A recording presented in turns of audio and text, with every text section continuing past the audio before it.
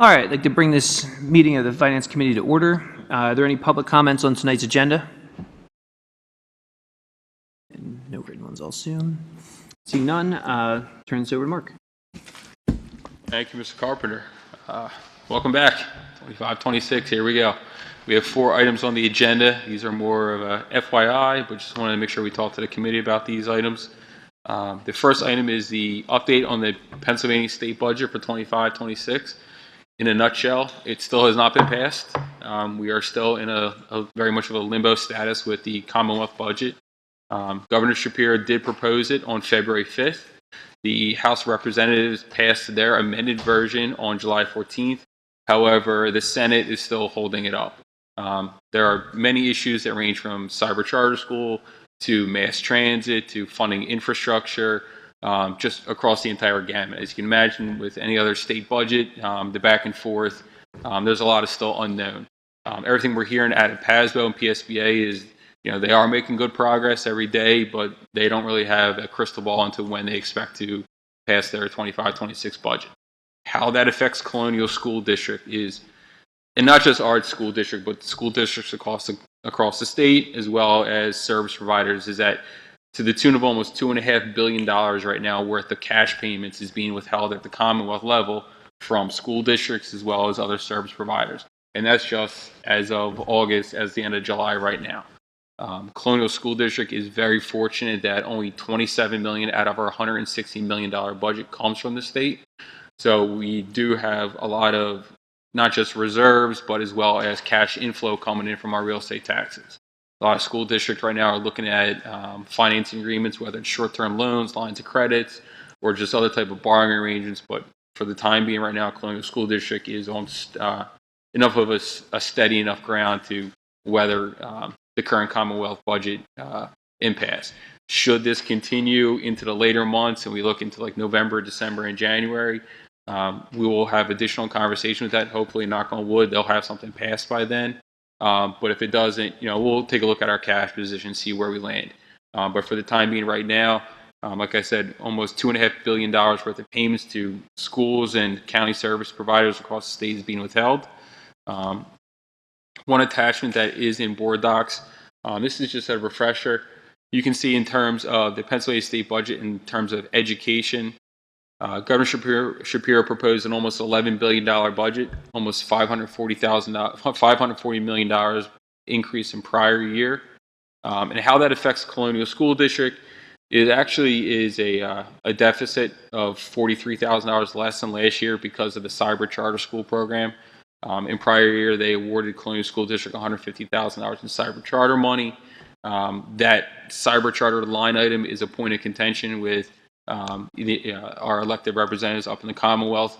So while it's not a large concern, like I said, right now, it is, dollars being withheld at the Commonwealth. We usually get our July and August basic education, special education, and transportation subsidy in these first 2 months, which is about $1.5–2 million. So it's $2 million we don't have, and it's $2 million that we're having to pay out without having that cash. So this is just a quick snapshot of where we were in terms of Colonial School District funding allocation for the current year, and then just an idea of an overall perspective of where our money comes from a state subsidy as well as just revenue source. Like I said, almost $27 million, $27.8 million for the most recent fiscal year, and it's made up again of basic education, special education, and then the retirement contributions and FICA. So just, again, a snapshot, and that's where we are with the 25-26 Commonwealth budget. Mark, I have as a quick more question. Updates come out. Sorry, just a quick question, because I think you said it, but I think I missed it. In terms of at what point do we need to be concerned around not receiving the state funding? I think when we start getting into the early months next year, January and February, if nothing's passed by then, we need to start having conversations about what it looks like to bridge any type of potential funding gaps. I don't want to get too much into the weeds of it, but we do have reserves of almost $46 million spread between capital reserve and general fund. We could eat into that. We could talk to some of our financial partners in terms of short-term borrowings. I'm very hopeful that the the Commonwealth budget is passed within the next month or so. It does seem like it's some of the things that are being held up are just some of the smaller line items like the cyber charter tuition reimbursement program, reform over cyber charter schools. There is one Senate Bill 962, that is being floated right now. Again, this is very much just an introduction of how to amend funding schools. Kiefer, Keefer, a Republican in Pennsylvania, he actually wants to replace school property taxes, eliminate them altogether, and fund school districts with an increase in personal income tax at the state level, as well as an increase in the sales tax. He's proposing increasing the sales tax from 6% to 8%, so a 2% increase in sales taxes, and increase the 3.08% state income tax by 1.88%. So it would go to approximately 4.96% state income tax. That's very much a change in theory about how we go about funding schools, getting the burden off of the homeowners or the commercial owners, and putting on essentially the consumption and the income taxes. That is not something that is holding up the overall budget, but it's an idea that's being floated, and it was actually introduced a couple years ago, but he's picking up that candle again this year. But sorry, Beth, to answer your question, I think when we start getting to that December, January, February timeline, we have conversations, and then we'll have to potentially act later in that year.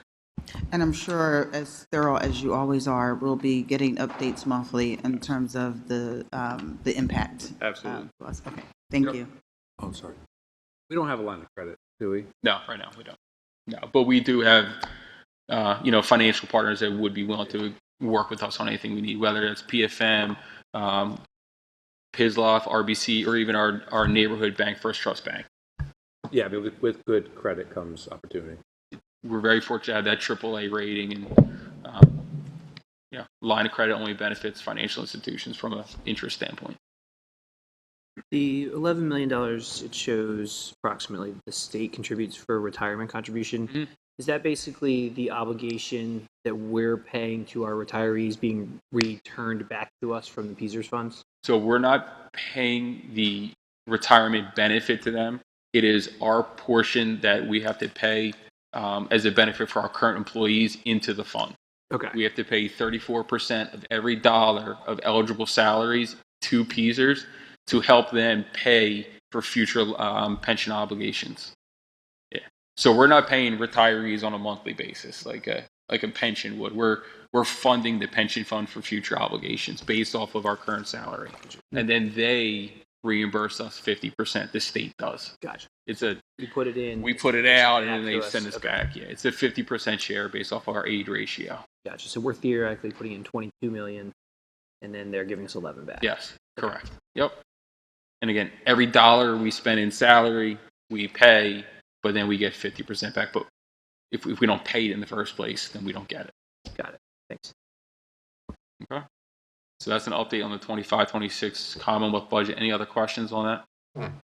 Sorry, one more question. Yes. There's a lot of national news about money being held from schools. Yep.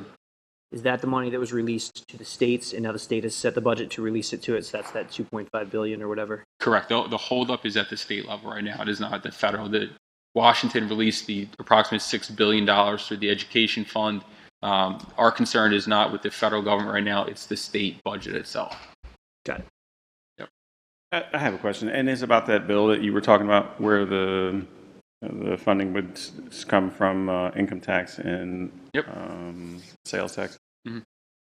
I don't know if you know, if you read any more. Is that like a first step to disassociating so if the funding for the district doesn't come from the district, then would kids be able to go to whatever school they wanted to? No, that's separate from Okay. school voucher program. Yeah. Okay, This is essentially just eliminating the property taxes on homes altogether. Mm-hmm. The state would collect the personal income tax, and they would collect the sales tax transactions throughout the year. All the money would go to the state, and then the state would somehow come up with a distribution formula to all the schools. Okay. Yep. Just checking. Sometimes things are just Yeah, sometimes Small things steps. get convoluted and tied together, but that's separate than the school voucher program. so policy-wise, as a district, we would theoretically potentially contribute to the state and not get that same ratio back. So we, depending, or would it be, hey, Colonial School District contributed this amount of money based on these? So is our funding still tied to our residents, or is our funding part of a larger statewide plan under that? Our funding would then be part of the overall statewide plan that they would create. What I believe that they would do is that they collect all the funds throughout the year and even at the end of the year, and they come up with some type of allocation. Now that might be off of an average daily membership or student enrollment with a 3-year look back, and they might freeze our budgets at X and say, okay, your state funding plus your property taxes equaled a certain dollar amount, and that's what we would fund you every year based off what we collect in sales tax and what we collect off of personal income tax. And then we would forego sending out property taxes. 26 states in the country do not have property taxes to fund their schools. Their schools are funded with sales tax and personal income taxes. I'm not exactly sure what the 26 states are off the top of my head. I was looking at it earlier. So it is not a methodology that's foreign to other states in the country. It's foreign to Pennsylvania. So it's very much a change in theory about how you fund schools. And there are pros and cons. Obviously, the one pro from a homeowner perspective is you don't have that annual bill for school district, especially with some of our senior citizens who don't have kids in the schools anymore. That can become a large obligation at the end of the year. So it's something that was discussed previously and has now been proposed again in this, like I said, in this new Senate bill. Okay. On the next item agenda is just a reminder of the school students Chromebook insurance program. This was something that was instituted in 24, 25. Just want to make sure we bring it up to the Finance Committee before we put all of our information out to families. The program is, again, optional. It's optional for students and families to enroll in. The program is available at a cost of $30 for students, and then $15 for students who are identified on the free and reduced meal program. We worked with Dr. Gregardis' offices, specifically through Dr. Figueroa Douglas, to come up with that $50, which helps some of our free and reduced meal program participants. It'll cover the cost of damage to the Chromebooks, which, as we all know, it happens during the year. But this will be a way for families to protect themselves against the actual true cost of that Chromebook insurance. So with just the committee's approval, we'd like to continue that program. No change to the methodology, no change to the overall price of 30 and 15. Just make sure we get it out there. And Mark, just to confirm, there's a discounted rate for students that are, I think, on the lunch program. Is that how it works? Yep, correct. Okay. Yep, 50% is was the proposed and agreed upon price. Okay. So instead of 30, it would be 15. And it's $30 per year. Yes. Annual. And how do we... Completely optional, though. Completely optional. If partway through the year, my child's computer is broken, I realize I did not pay the $30 to opt in, is there an opportunity at that point? Unfortunately, it's not retroactive. Okay. The program is available at any point during the year. If a family chooses to forgo, let's say, opting in on the first day of school, but then in November they want to opt in for it, they absolutely are afforded the option to opt in for it. It will still be 30 and 15. It won't be prorated. But just like any other if my computer breaks before I opt in, you're unfortunately then liable for the entire cost of the damage. Okay. Similar to our own car insurances and home insurance, if you don't have an active quote-unquote policy, at the time of a hurricane or a car accident, you can't retroactively go back to it.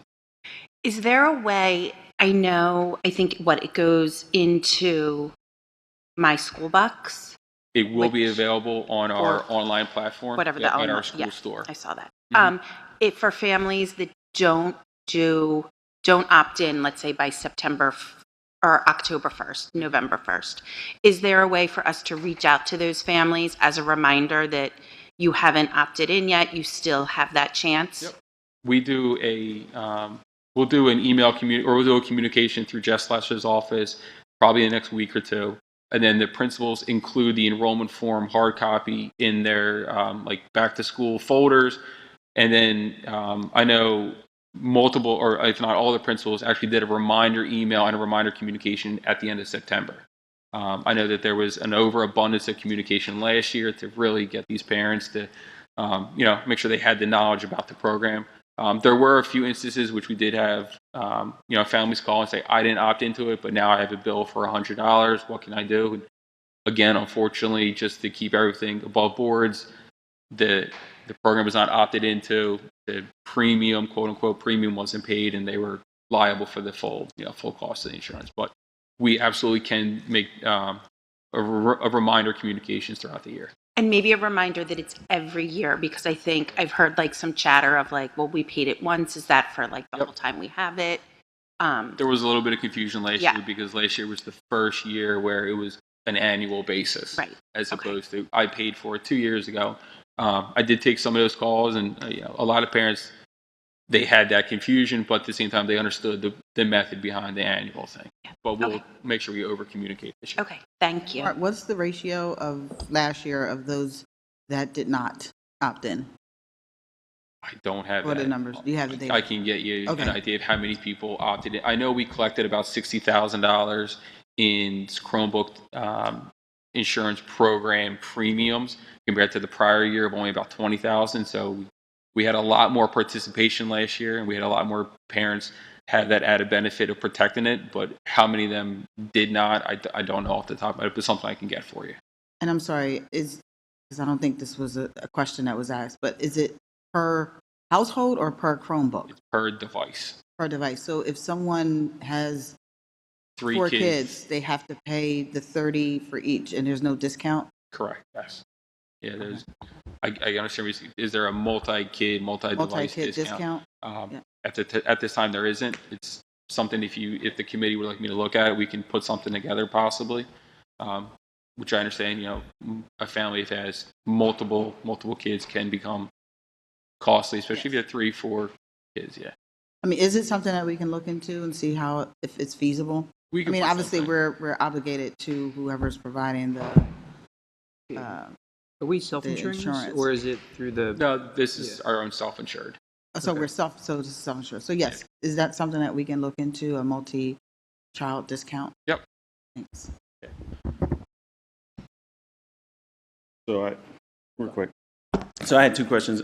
So is the district self-insurance, is that the only one that's going to be recognized? So like, for instance, with, some cell phone providers, you can add additional devices, and they will be covered. So if, say, my kid has a Chromebook, breaks it, I send it to wherever my provider has Assurian or whatever, it gets fixed. Is it fine as long as it gets fixed, or is it like it has to, if it breaks, it has to come back? It has to come through Colonial School District. Okay. Yeah, So it cannot go then to a I guess third that party. gets rid of that one. Yeah, it can't go to a third party provider. Just with all of the security that's on our Chromebooks, then Sure.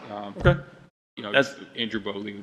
All right, so that's the one. And then the other one is, so I know that as the devices depreciate over, so like kids get them freshman year, Yep. I don't know, maybe it's the junior year, they have the same one. Second grade, 5th grade, and 9th graders are normal schedule. This year, if the committee recalls, we approved kindergarten and first graders also to get new ones.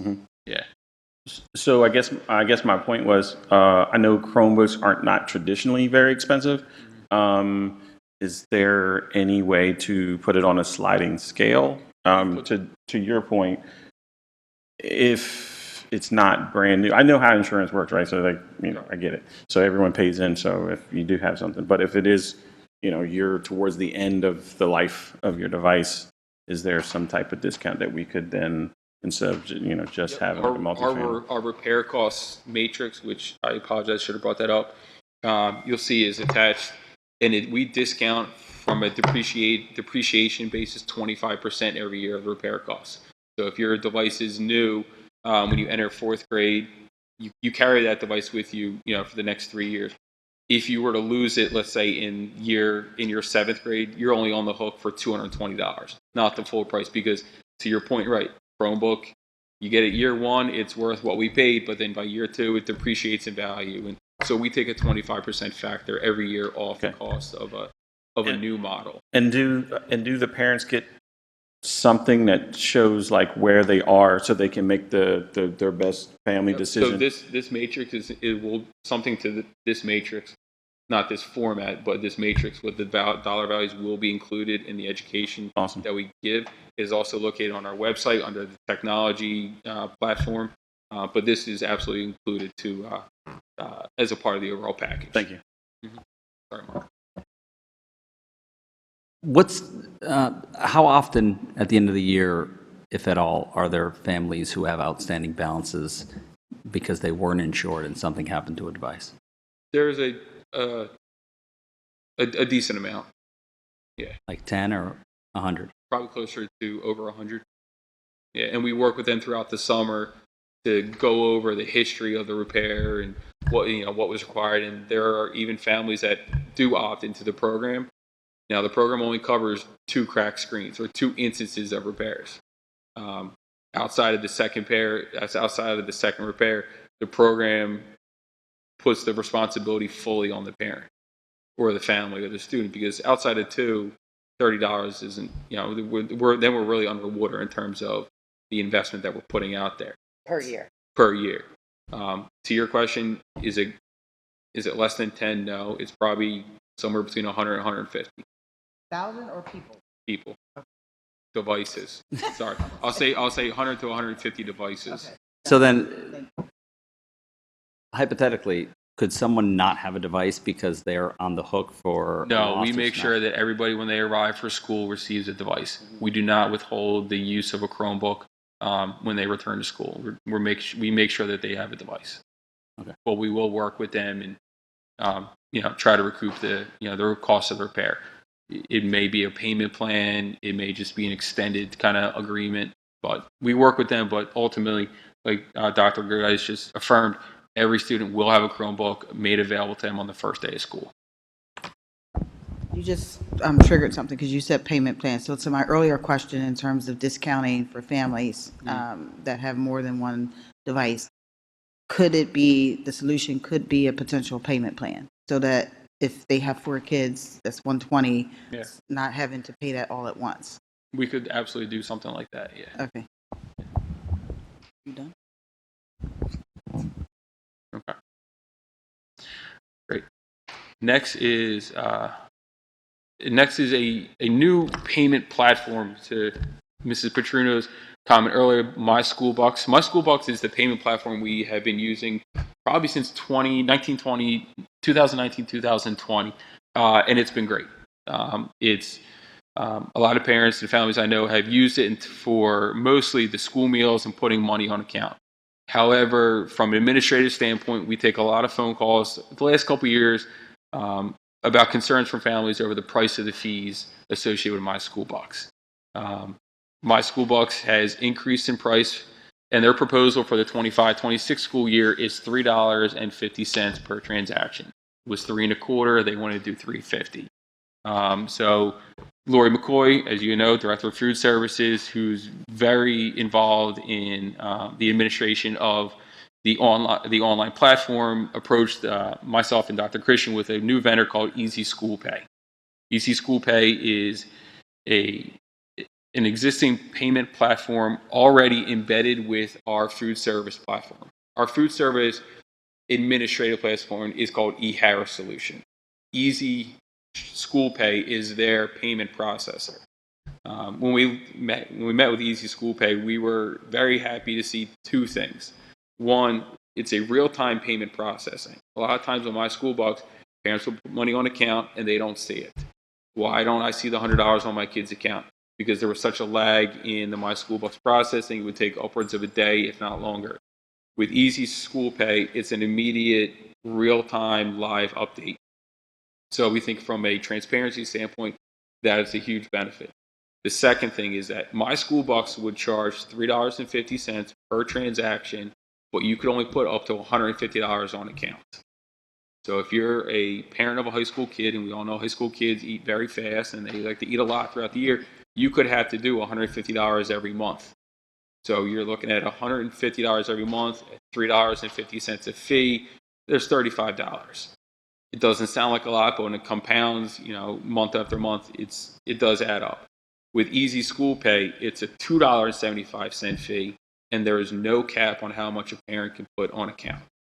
So if a parent wants to, on day one of school, they want to put $1,000 on their kid's account, it's going to cost them $2.75.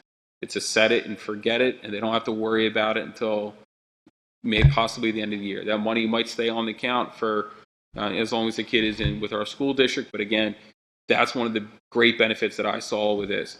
I know Lori was really happy to see the real-time payment processing. I was even happier to see that it's a no cap deposit at only $2.75.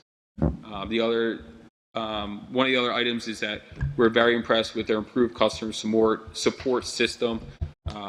We think that's going to provide not just more support from an administrative standpoint, but then also families. My school bucks, sometimes it was a little difficult to get a hold of, and I heard that directly from a lot of families. So we're encouraged to hear everything that Easy School Pay was able to put together for us in terms of a structure of support, not just for us, but with families. And what about if we have money Yep. So in the other if there is money on my school bucks, the idea is that after tonight, if this is approved at a committee, we will work with my school bucks, and we've already had these conversations with my school bucks that we're looking to leave them. They're comfortable. They're okay with it. They understand our position. All balances will be transferred from my school bucks to Easy Choice Pay. It'll be frozen as of tomorrow. It'll essentially be like a lockout period, but then by the end of this week, everything would be transitioned to Easy School Pay. We'll work with Jess Lester's office to communicate the changes from my school bucks to Easy Choice Pay. We'll put out the necessary materials, and we'll make ourselves available to families who need to, learn about this new platform. But we're very encouraged with not just like their fees and their processing, but then also our ability just to snapshot everything off of my school bucks and move it to Easy School Pay. In addition to that, our SAT testing fees, PSAT testing fees, a lot of the other school store items that we make available, everything will transition to Easy School Pay. Okay. We will no longer use the My School Bucks platform. It will be deactivated before school starts, just to make sure there's no confusion with parents going on the My School Bucks. But there will essentially be locked out of the My School Bucks accounts. And anything that like parents have paid over the summer, I think PSATs came out to pay for already. Everything just gets transferred over. Correct. Yep. Okay. We'll make sure everything's up to date, closed, frozen, transferred over, migrated over essentially. Okay. And then go from there about educating the families. Will it still be integrated with Power School? Yes. Most importantly, it'll be integrated with eHarris Solutions, which is our food service platform as well. eHarris Solution takes care of the actual processing at the point of sale. Easy School Pay helps fund the accounts. So if the committee's approval, we'd like to move forward with them, and we'll go from there. Okay, great. Last item on the agenda, this is a very top side and as well as early unaudited financial results for 2025. Committee will recognize this presentation from prior year, but just wanted to put this in front of us as we start to look to wrap up the current year, 24-25 fiscal year ending June 30th. We do have our auditors coming in for preliminary testing, which they look over controls, receipts, disbursements, payroll, and then we start getting into the nuts and bolts of the financial year. There are three major line items here. There's our capital reserve, which, as you know, Mr. Lally is tasked with using for roof replacement, parking lot ceiling, HVAC controls, air conditioning, a whole litany of items that we have to work to improve. There's the Capital Projects Fund. The Capital Projects Fund is essentially for the renovation of this building. You're going to see we started the year with $19 million, and we spent to date about $13.6 million. That's a line item we expect to get close to trend to zero, right? We don't want to have any dollars left there because then that means we're not using that money for some of the necessary capital improvement projects that we borrowed money for. We can't borrow money and then just sit on it in a capital projects fund. That's not the intent of borrowing money. It's also not allowable per PD school code. So you can see the fiscal results for the capital projects. Like I said, we spent about $13.6 million. Most of that was for this renovation project for the CES building, as well as the roofing project over at BW. So we have about $5.3 million left, which we'll use to finalize the completion of this renovation. The capital reserve started with about 15 million. Fiscal results, again, unaudited, a decrease or a loss of 795,000, but that is net of $800,000 in interest income.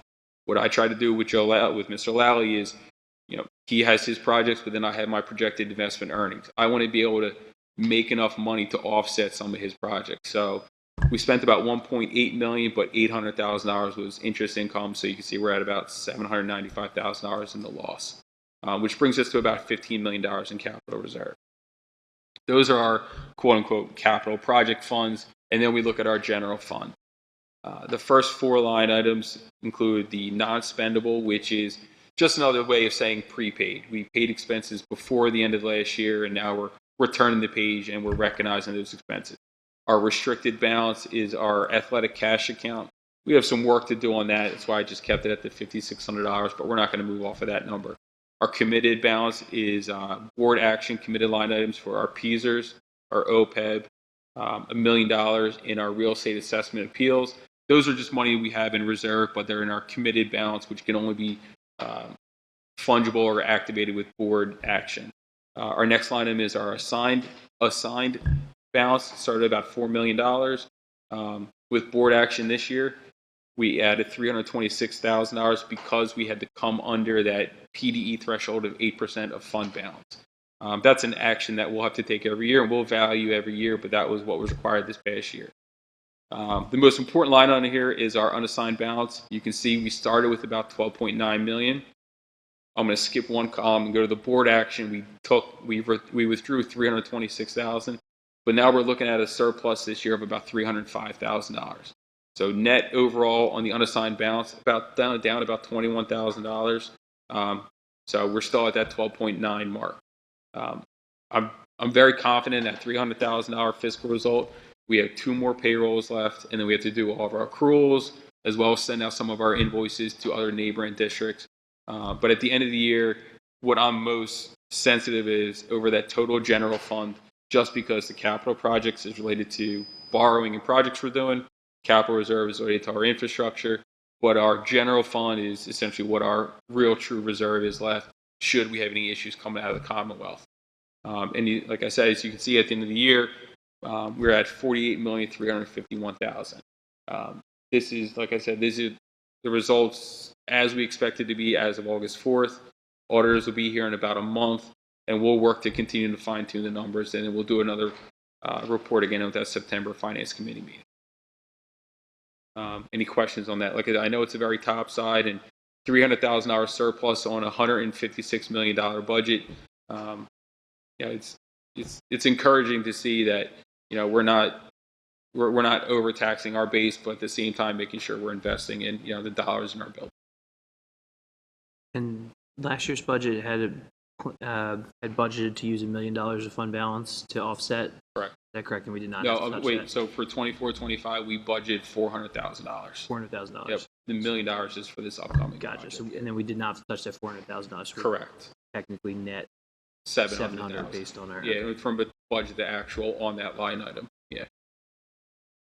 So, but again, very top side. We'll get more into it as we get closer to the end of August, and then that first September meeting, we'll really be able to nail down a number and talk about what the driving factors were.